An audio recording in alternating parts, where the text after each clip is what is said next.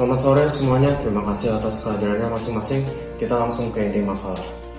Jadi berdasarkan laporan pagi ini, mesin CT scan utama kita rusak. Bu Clarissa, mohon konfirmasinya. Ini kegagalan ketiga kalinya dalam 6 bulan terakhir, Pak, terdeteksi pukul 2 dini hari. Saya sudah menghubungi pihak vendor, tapi pihak vendor menyatakan bahwa teknisi senior mereka baru bisa datang besok pagi secara onsite. Dan untuk opsi mitigasi sementara, saya menyarankan untuk merujuk pasien yang ingin melakukan CT scan ke rumah sakit mitra di sebelah. Interupsi Bu, antrian radiologi mereka sudah overload sejak subuh.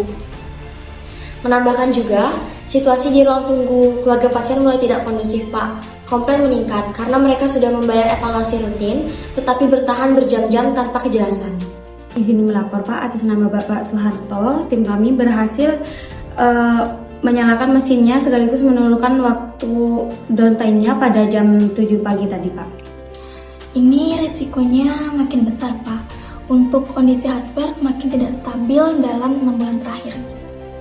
Dan jika terjadi force shutdown saat pemindahan data, ada risiko korup data pasien. Kita bisa kehilangan data rekam medis radiologi yang krusial. Ini sebenarnya masalah mesin yang tidak terganti sampai 1 dekade lebih, baik di reparasi vendor atau bukan. Perbaikan ini tidak berpengaruh secara signifikan. Bu Indira, gimana rencana alokasi keuangannya? Proposal pengajuan outbound dari perusahaan Rosa berharga total 15 miliar dari vendor baru, Pak. Namun saat ini rumah sakit hanya mampu membayar sebesar 5 miliar dan sisanya akan dilanjutkan dengan cicilan. Tetapi kalau rencana yang dilaksanakan, akan diperlukan pemotongan gaji sekitar 30-40% pada seluruh staf rumah sakit selama beberapa bulan untuk membayar biaya ongkos kirimnya sebesar 800 juta.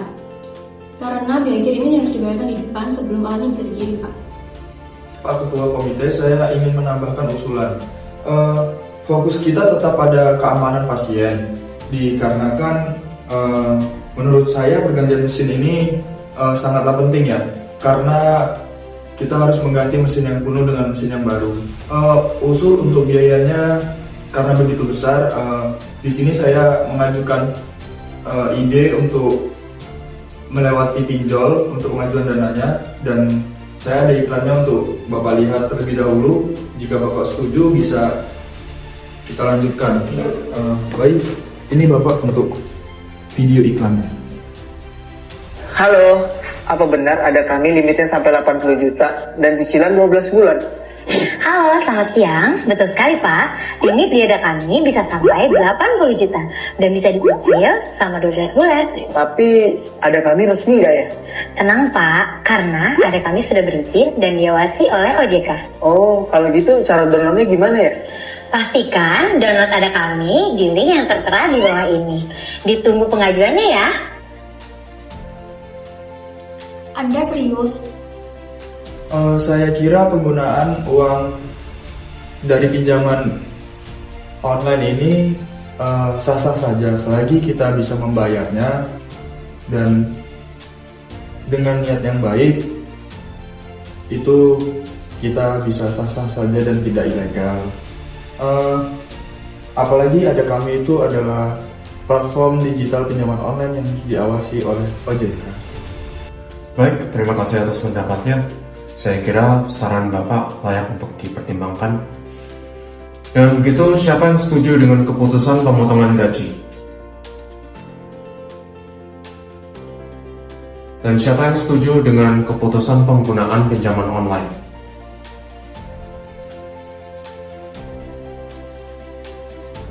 Baik, maka kita akan mengeksekusi pilihan penggunaan pinjaman online.